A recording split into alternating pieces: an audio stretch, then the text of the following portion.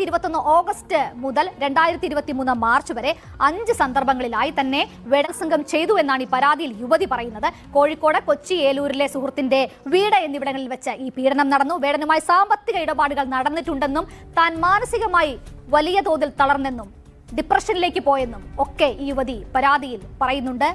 2021 മുതൽ 2023 വരെ ഉപയോഗിച്ചു എന്നുള്ളതാണ് ഒരു യുവ ഡോക്ടർ പരാതിപ്പെട്ടിട്ടുള്ളത്.